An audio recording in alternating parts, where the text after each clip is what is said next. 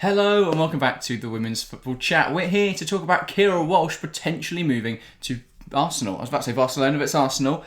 Big move, wouldn't it be, Harry? It would be. I mean, this is absolutely massive. This is why I love, transfer window opened on Monday and suddenly you get rumours like this flying around. And this one has been rumored for a few weeks, but once you actually get into the window, it feels a little bit more concrete and then you start to really question, maybe this isn't just another random summer rumour. Maybe this is could be a very true deal.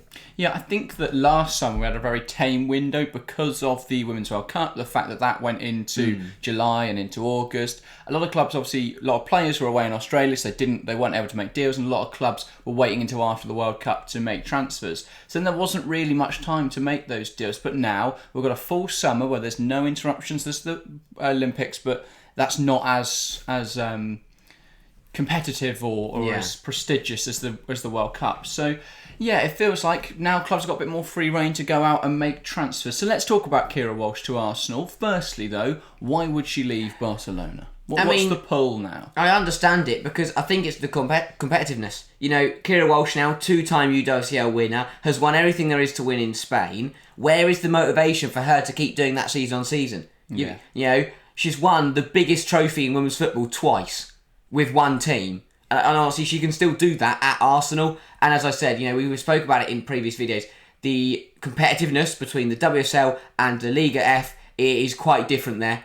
And she might want to, I wouldn't say challenge herself, but she'll want to go and win other trophies. She's won everything with Barcelona. Now she might want to move on and push to win other competitions. Yeah, I think challenge yourself is probably the correct word. I also think with Jonathan Giraldez leaving, there's a little bit of unknown as to who's actually going to be the next coach of FC Barcelona. So there is a bit of an unknown there. I expect to see players, I think like Bonmati, Putellas have been linked now with a move to the NWSL. I wouldn't be surprised if that happens this summer, probably more likely next summer when they're out of contract. So it does feel like this Barcelona team, I know obviously they're bringing in new players and they will replace these stars. They've already got Eva Payor, I believe is how you pronounce her name, coming into the side. That's a fantastic signing. So there's still going to be a powerhouse in the game, Barcelona, but there are a lot of unknowns. And I think if you're looking at a time to leave, now is probably the right time. The Giraldez era, the project there is over, and new coaches coming in. This is a time where you go and make that move. With Walsh then, do you think that she's being pushed away from Barcelona? Not in the sense the club are pushing her out, but she's being dragged away. She doesn't want to be at Barcelona anymore. Or do you think she's being pulled in by Arsenal? I think it's a bit of both. It's a really interesting one. I think that she'll be pulled towards Arsenal through that excitement, but it does feel a bit like at Barcelona there is a changing of the guard, as you say. Those legends, those Barcelona, those household names in that Barcelona side, they are now leaving. Walsh, she's done 2 years now, 2 very, very good years. Maybe she feels it's time to return to the WSL and challenge again because, with Man City, obviously at the time, 2-3 years ago, they weren't doing too much. They weren't, pushing for the WSL like teams are now. I know she'd go to Arsenal, which I think is another topical debate. For me, that's why it feels like she's being pushed away from Barcelona, because I don't think if she had a pick of all the WSL clubs, she's not going to pick Arsenal, is she? But I think she might. She might, but obviously it's a case of that Chelsea and City wouldn't want her because they've got the players. That's exactly my point. I don't think she would choose Chelsea because she's not first starter in that midfield for me over Erin Cuthbert. I think it's close, but I don't see Chelsea dropping Cuthbert for Walsh. I definitely don't see Chelsea spending that much money to bring in a player they don't need. The same goes to Man City. They've got Yui Hasegawa in there. They don't need her. There's a reason Walsh left in the first place. Yeah, exactly. And with City, you've got a couple English players, but then we don't know the future of Hemp. We don't know the future of Kelly. They've both been linked with moves away. With Chelsea, again, there's a couple English players, but with Arsenal, you've got the core there. Yeah. Because you've got your Leah Williamson, you've got Alessia Russo, you've got Beth Mead, your key international players. For me, that's the pull for Walsh. She's got players at their Arsenal side she knows, so that English camaraderie. And yeah, I mean, if she wants to win the WSL, I think this is the perfect time, again, to go over to Arsenal and try and do it. City this season, yes, they've been very, very good, but they have now got a lot of their key players linked with moves away. For Chelsea, it's a time of change with Sonia Bonpasta coming in. Will Chelsea be as competitive? You'd expect so, but you never know. Maybe there's a drop-off there. For Arsenal, this is the time to capitalise. And clearly, they're showing that. I mean, Walsh will feel that by signing her, Arsenal are showing their ambitions for next season. They're going out and they're making big deals. They're going out and trying to find the best players that are going to challenge Chelsea, and that, could we even dare say it, challenging the UWCL. If they're making statement signings like this, who says Arsenal can't go all the way? Who says they can't surprise us? Even if they don't win it, to go deep. And that is why Walsh will feel that. Walsh will see, okay, this Arsenal side are ambitious. They want to win things next year. I want to be a part of that team. And of course, they will be in the Champions League next season. They'll have to go through qualifiers, but Arsenal should be winning the qualifiers if we're being realistic. But yeah, let's talk about Walsh then. What she brings to Arsenal. Obviously, her quality is undoubted. We all know how good a player she is. I think in that midfield, she provides a bit more balance in there. I think Valti's quite a good defensive midfielder. Yeah. But Walsh is an upgrade because Walsh is better with the ball at her feet. Walsh is more tenacious. She's slightly quicker. She can cover a bit more ground than Leia Valti. And actually moving Valti into a bit more of a rotation position, I think that's good. It'll also free up Palova to have a little bit more creative licence because you've got Walsh who could eat up so much ground in there that if Palova goes forward, she knows she's safer. The worry for Arsenal obviously bringing in midfielder, Palova, ACL injury, yes, that which is big, which is interesting because then you'd think they'd want to replace a player of her role, but I think if Keira Walsh wants to join your football club, you've got to say yes, because as you say, a phenomenal player. No matter what team she goes into, there's very few teams that she would go into and not upgrade them. As you say, it's a massive upgrade for Arsenal. This is the kind of players they need. They need the high quality upgrades. They need to raise that ceiling, really. Yeah. They've got a decent all-round average squad. Their floor's pretty decent. Get those ceiling-raising signings, push the boundaries, because bringing in players like Walsh, her quality, the way she plays football, they're the players that can challenge your Chelseas, challenge your Barcelonas, challenge Manchester City, Leon.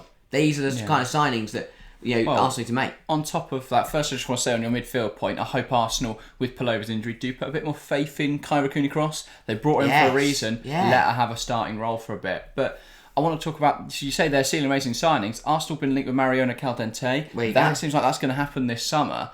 Caldente on the left for Ford, I think that's a huge upgrade. Walsh in the pivot.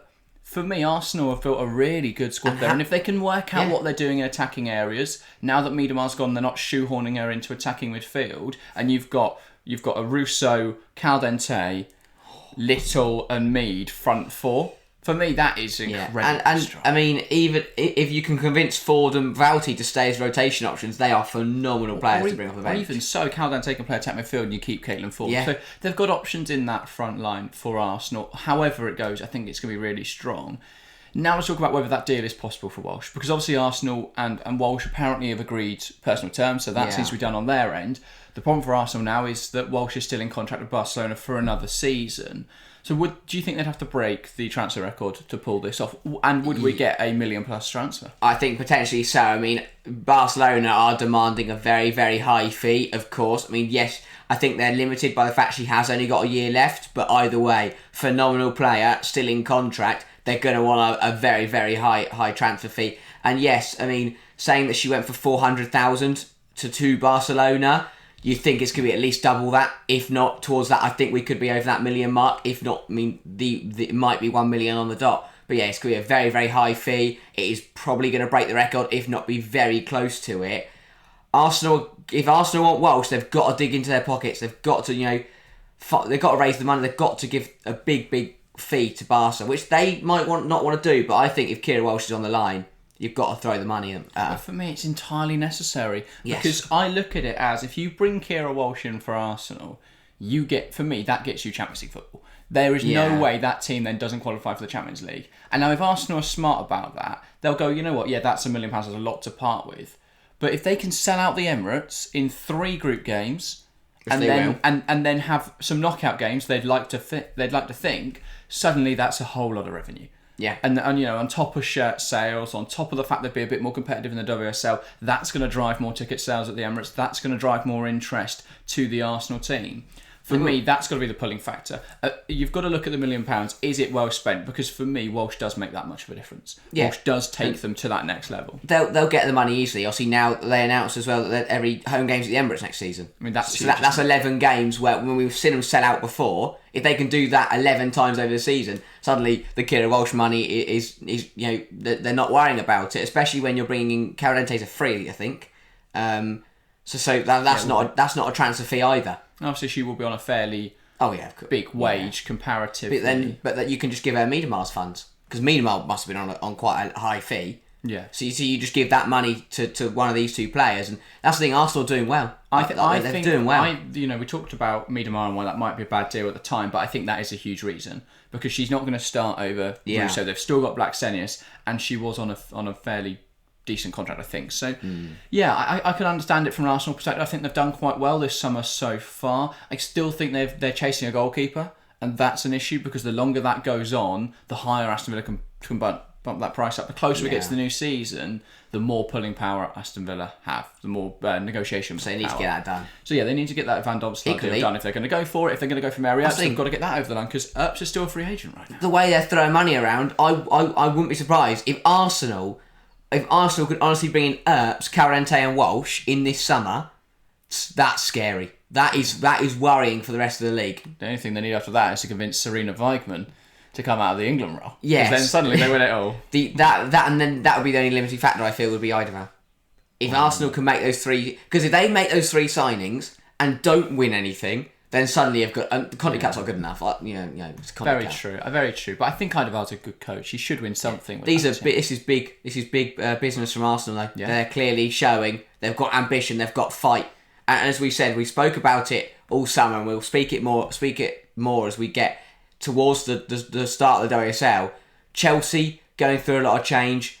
Don't know. City have got a few unexpected. Don't really know what's going on at City either. Yeah. This is Arsenal's time to capitalise, and with signing, if they can make a signing like Keira Walsh, they are showing they are ready to take advantage of it.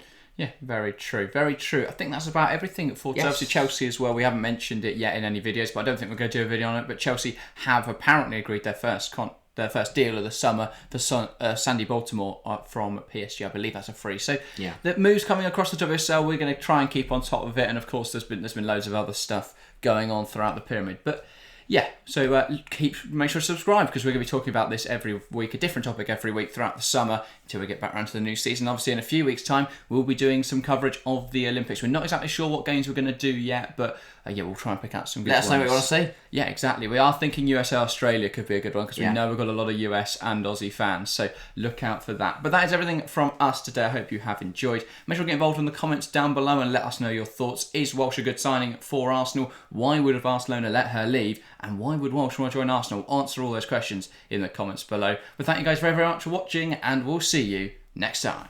See ya.